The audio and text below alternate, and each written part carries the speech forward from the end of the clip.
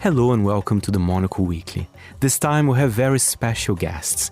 Leading Brazilian fashion voice Lilian Pacce, UNWTO sustainability specialist Camila Villas, and Brazilian designer Marilia Biasi. They were all curators of Brazil Creating Fashion for Tomorrow, hosted at the Brazilian Embassy in London. For this year's event, the theme is A Chain of Women. Let's hear it from this amazing trio.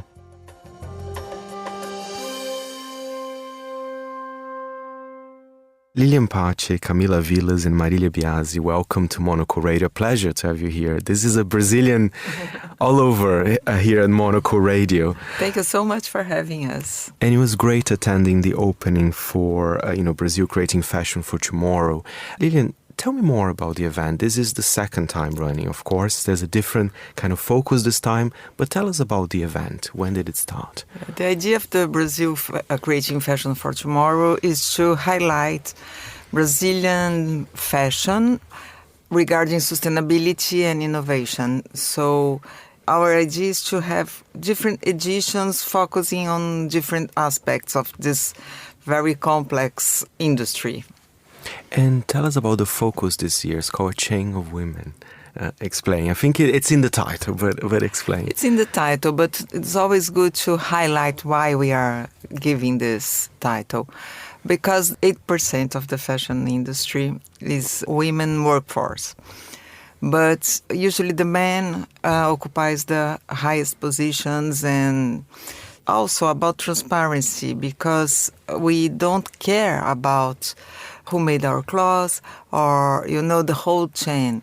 And when we decide to have this chain of women, it's because the brands that we choose, they support other women.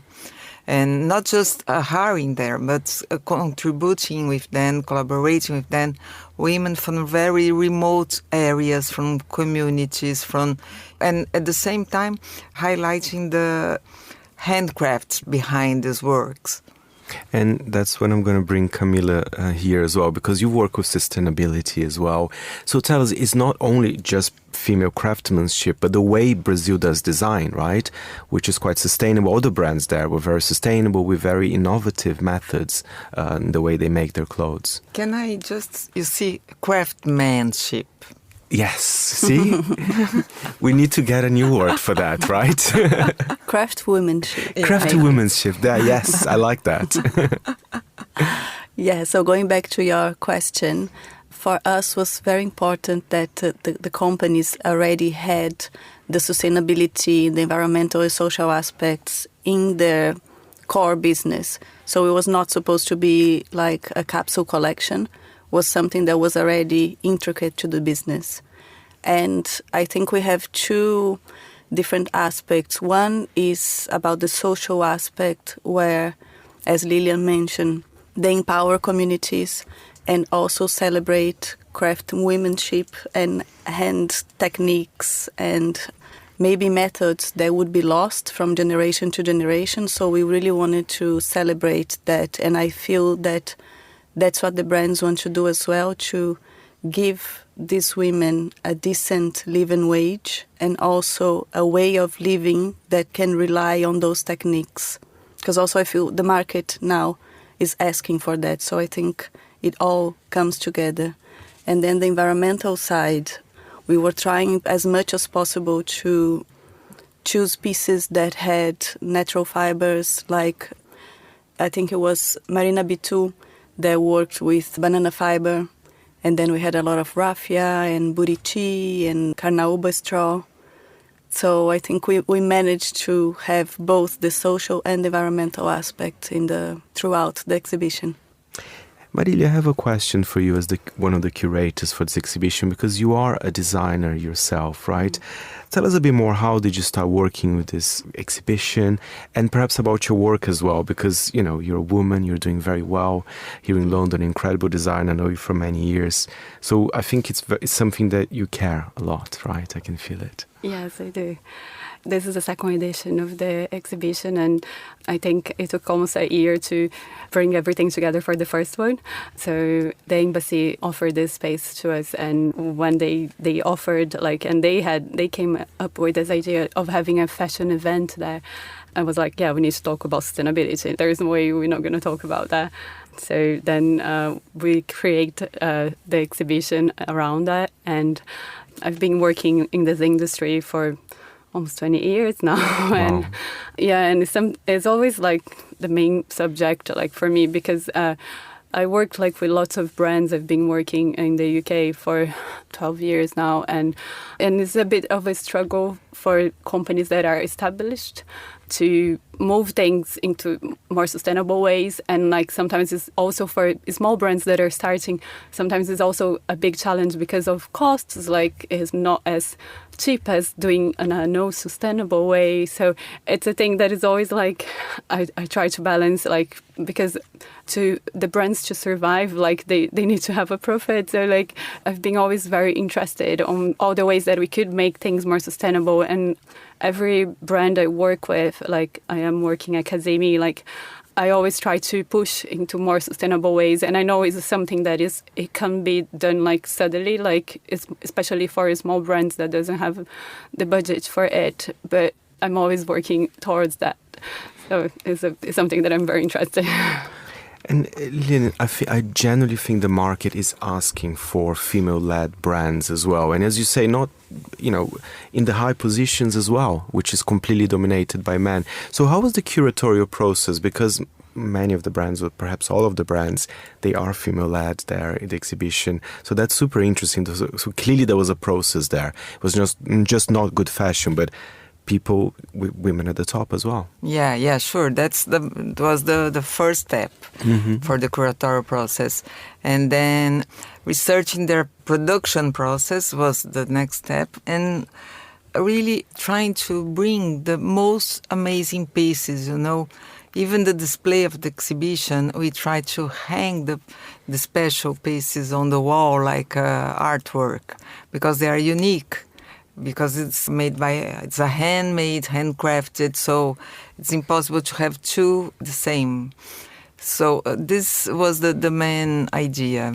Also bringing different communities and different artisanal techniques, because Brazil is huge. So we try to have people from many different states from Brazil, and then different point of views, different social collaborations. We have like an indigenous designer and a trans designer that went to Atacama Desert and did an amazing workshop there with the landfill in Atacama Desert, because all the global north sent to the global south all the waste, so we have to change this. And I saw you at the opening. You were wearing incredible earrings. Can you tell us about the earrings? It's beautiful. Yeah, I'm really into the indigenous culture and community for many, many years, for decades actually. And I have the pleasure to know some of these communities. And my earrings is from Ashaninka indigenous people. They live in Acre, which is almost in the border of Brazil and Peru. Mm-hmm. And they have these amazing artifacts made by feathers. Fantastic. And Camila, another thing I really enjoyed at the exhibition, it was a mix of very, as you say, small brands, but also big groups that are doing very well, like Farm Rio, but still sustainable, still with amazing ideas. There was an incredible mix. I wonder if you can name perhaps some of the names that are at the exhibition and that you're a fan perhaps as well. Yes, of course. So Farm Rio for us was really great to have them for the second time. We had pieces from the Yanawa group. It's been 7 years that they work with them.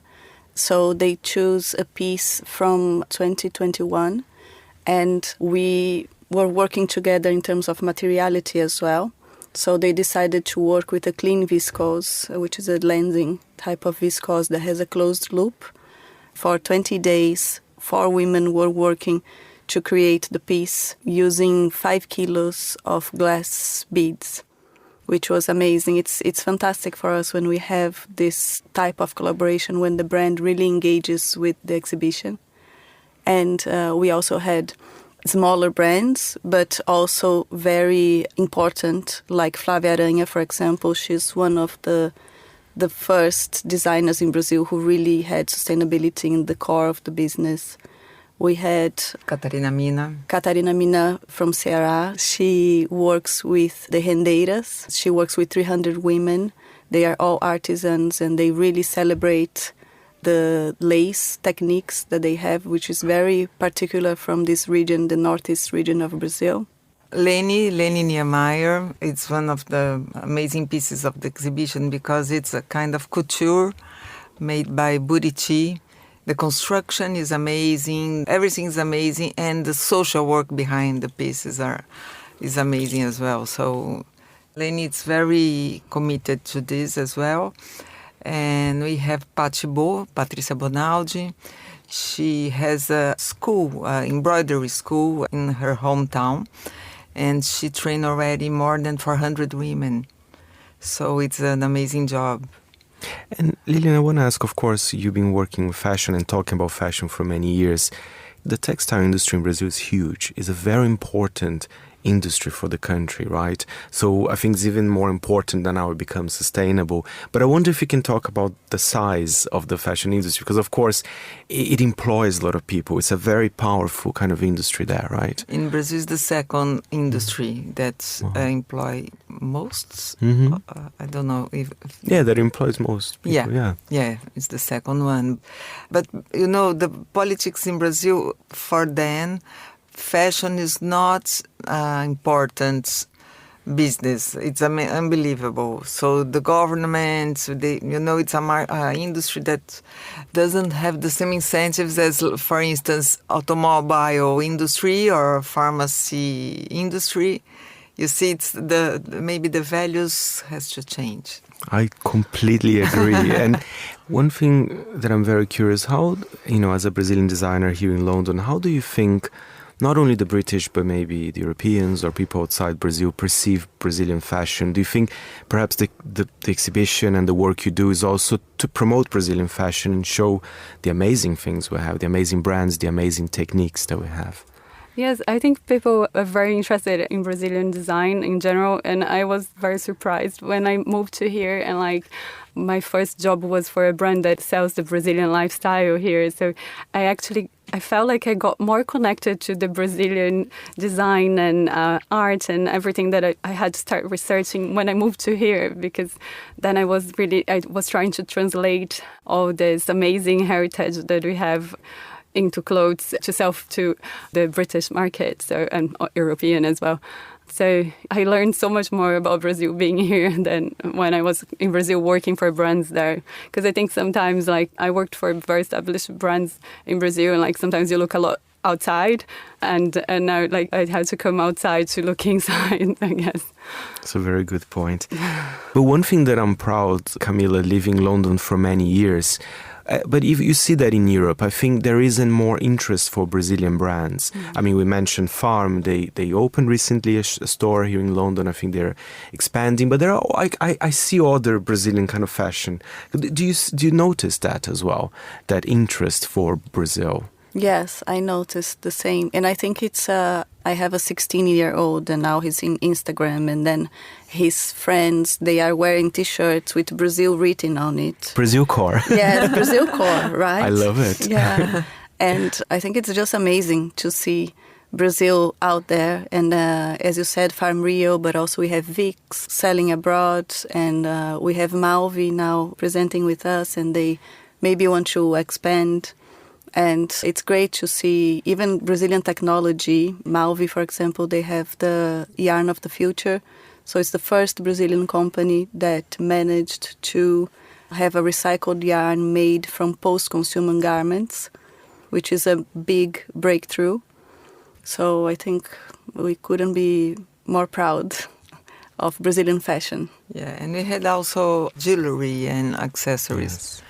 So, for instance, Teresa Xavier, she works with the design of original people, but then she adds more value on that. And it's a very handcraft work. And Silvia Furmanovic, Silvia has many collaborations, but we choose this one with artisans from Chile. And the jewelry is made by horsehair. So the pieces are incredible. And also Flávia Aranha, she does these pieces with clay and jarina. Jarina is we call jarina. Jarina is a seed, but it's like ivory. So we call jarina the plant ivory. The materiality and the design both are really important. Thank you very much, Lilian, Camila, and Marilia. It's been a pleasure. The exhibition is on until Tuesday at the Brazilian Embassy in London.